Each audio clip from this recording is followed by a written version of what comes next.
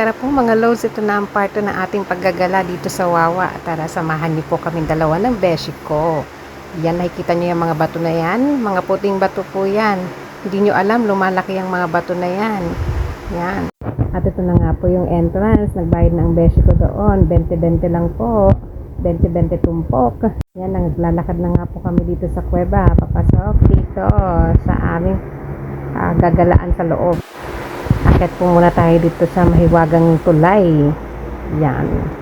Pose muna tayo. At saka mag-picture. Dito po yung magandang view para mag-picture. At makikita nyo rin itong malalaking bato na sa gilid ng tulay. Yan.